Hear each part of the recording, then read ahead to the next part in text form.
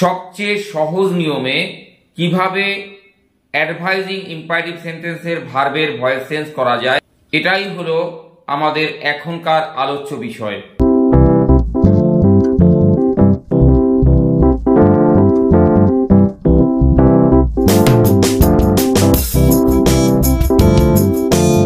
স্ক্রিনে যে পেজটি দেয়া আছে সেখানে দেখবে আমি কতগুলো এক্সাম্পল দিয়েছি।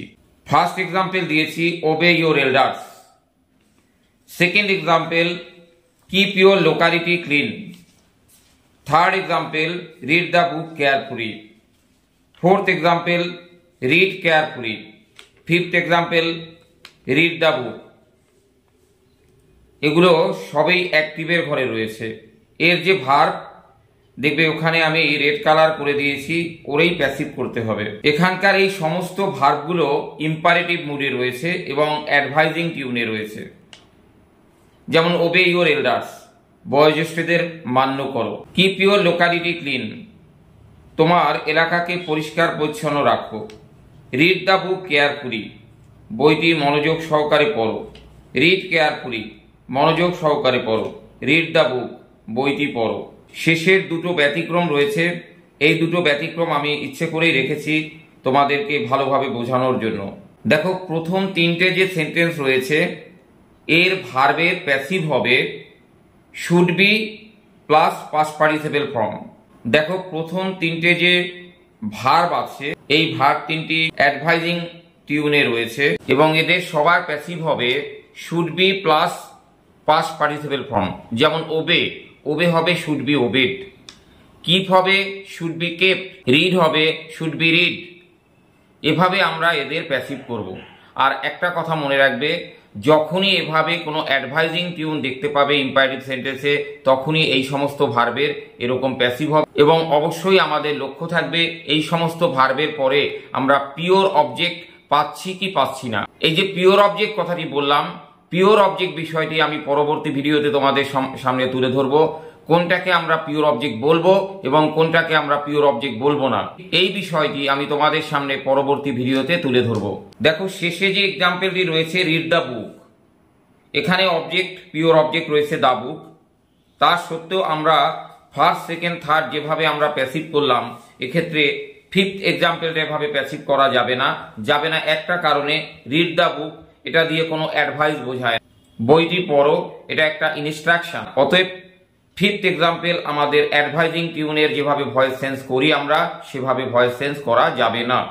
ফার্স্ট যে তিনটে এক্সাম্পল আছে এদের ভার্বের সবার প্যাসিভ হবে should be PP, should be plus past participle form. যেমন ওবে ইয়োর এল্ডার্স, এর প্যাসিভ হবে your elders should be obeyed. তাহলে ওবের প্যাসিভ হয়ে গেল কি শুড বি ওবেড। তারপরে আছে keep your locality clean, keep রয়েছে এখানে ভার্ব, এর প্যাসিভ হবে শুড বি কেপ্ট। তারপরে থার্ড এক্সাম্পলে রিড রয়েছে ভার্ব, এরও প্যাসিভ হবে শুড বি রিড। প্রথম হচ্ছে ভার্বটা দিয়ে অ্যাডভাইজিং আমাদের মিন করতে হবে এবং তারপরে আমাদের পিওর অবজেক্ট থাকতে হবে।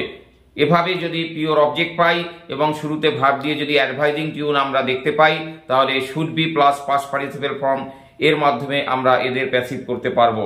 ফোর্থ এক্সাম্পলে দেখো রিড কেয়ারফুলি, রিডের পরে কোনো আমাদের পিওর অবজেক্ট নেই, তা সত্ত্বেও এটা অ্যাডভাইজিং টিউন রয়েছে মনোযোগ সহকারে পড়ো। এটা একটা উপদেশমূলক কথা, কিন্তু যেহেতু পিওর অবজেক্ট নেই সেহেতু আমরা শুড বি পাস্ট পার্টিসিপেল ফর্মে এই রিডের প্যাসিভ করতে পারবো না। এখানে আমরা ভাববাচ্যে করব, বেঙ্গলিতে যেমন বলা হয় ভাববাচ্য। এই যে উপদেশের যে ভাবটা এখানে রয়েছে এর প্যাসিভ করব এবং এর প্যাসিভ করতে গেলে অবশ্যই আমাদের সিম্পল প্রেজেন্টের প্যাসিভ ভার্ব, সিম্পল প্রেজেন্টের প্যাসিভ রুল অ্যাপ্লাই করতে হয়। যেমন অ্যাম ইজ আর ভার্বের থার্ড ফর্ম, এবং আমরা জানি ইম্পারেটিভ সেন্টেন্সের শুরুতে ইউ থাকবে, তার জন্য করা হচ্ছে আর অ্যাডভাইস। এই আর অ্যাডভাইস মানে হচ্ছে এটা ভাববাচ্য। এই অ্যাডভাইজিং টিউনের যে ভাবটা এখানে রয়েছে তার প্যাসিভ করা হচ্ছে আর অ্যাডভাইস। তাহলে কি হচ্ছে, you are advice to read carefully. Last example রয়েছে রিড দ্য বুক, এটা কোনো অ্যাডভাইজিং টিউন নয়, এটা হচ্ছে একটা ইনস্ট্রাকশন, বইটি পড়ো।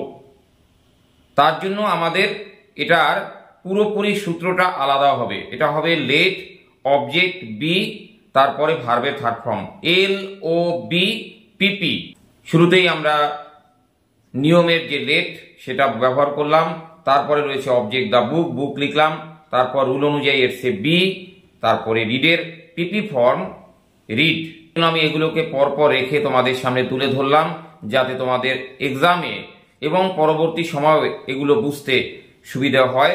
তোমরা ভালোভাবে এটা দেখে নাও। আশা করি আলোচনাটি তোমাদের ভালো লেগেছে এবং এর পরের ভিডিওতে আমি পিওর অবজেক্ট জিনিসটা কি সেটা তোমাদের সামনে তুলে ধরবো।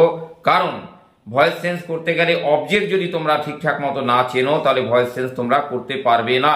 সবাইকে শুভেচ্ছা জানিয়ে এখনকার আলোচনা এখানেই শেষ করলাম। তোমাদের কেমন লাগলো তা তোমরা অবশ্যই আমাকে কমেন্ট করে জানাবে।